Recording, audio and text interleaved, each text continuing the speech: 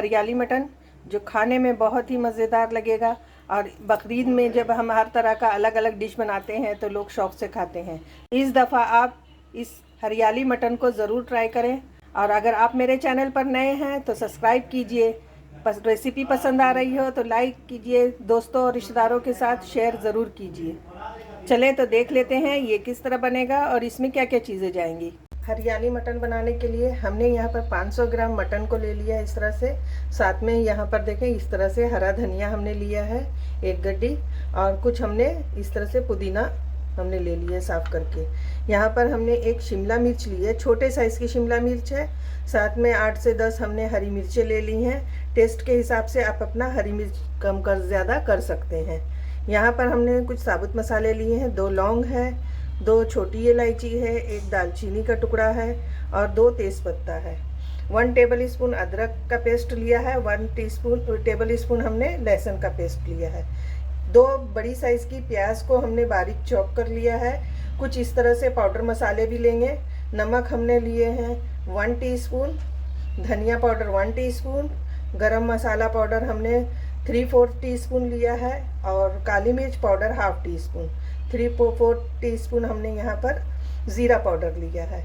अब सबसे पहले हम इन हरे मसालों को अच्छे से पीस लेंगे, बारीक पेस्ट बना लेंगे इसका।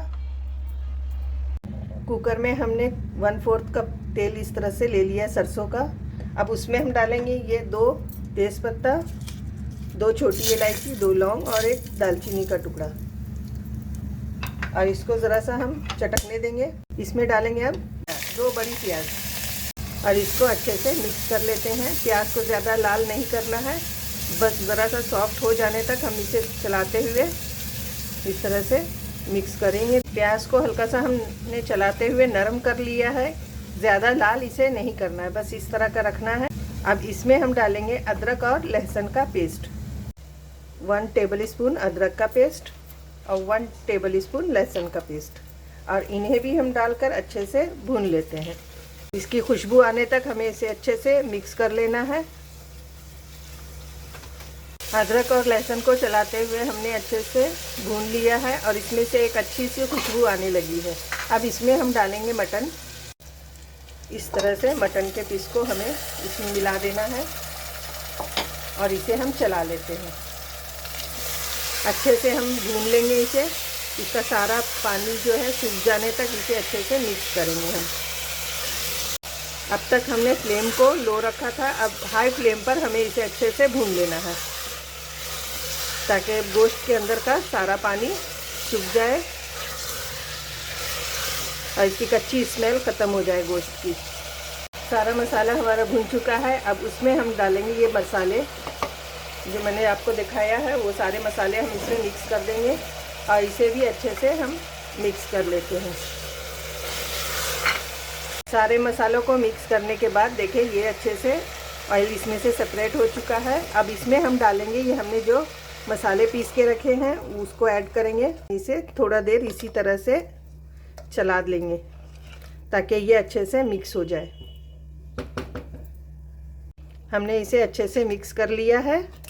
अब इसका हम ढक्कन लगा देंगे और 1 सीटी आने तक हम इसी तरह से हाई फ्लेम पर इसे सीटी लेने देंगे। जैसे ही सीटी ले लेगा हम इसे लो करके 12 से 15 मिनट तक इसे गलने देंगे। 15 मिनट हो चुका है। अब हम गैस की फ्लेम को ऑफ करेंगे और इसको ठंडा होने देंगे 5 मिनट के लिए। उसके बाद हम खोल कर देखते हैं इस तरह से कि हमारा ये हरियाली मटन जो है किस तरह का बना। देखिए कितने मज़े से ये भून चुका है। अच्छे से हम भून लेते हैं इसको चलाते हुए।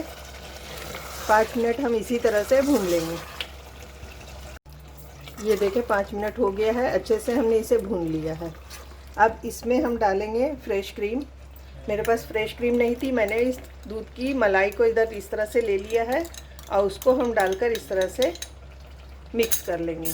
आपके पास फ्रेश क्रीम हो तो आप वो भी डाल सकते हैं, नहीं हो तो मेरी तरह आप भी मलाई डाल दें, उससे भी टेस्ट बहुत अच्छा आएगा। और इसको अच्छी तरह से हम मिक्स कर लेंगे, भून लेंगे थोड़ा सा।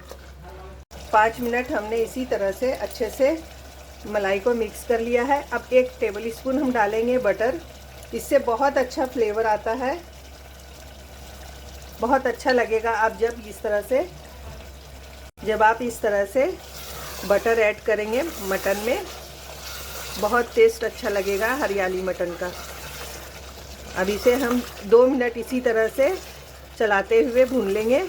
उसके बाद हम इसे ढक देंगे 1 से 2 मिनट के लिए और डिश आउट करते हैं। उसके बाद आपको दिखाते हैं। यहाँ पर हमारा हरियाली मटन बनकर तैयार है। बहुत ही मज़े का बना है, बहुत ही टेस्टी बना है। आपको ये रेसिपी कैसी लगी कमेंट करके बताएं। अल्लाह हाफिज़।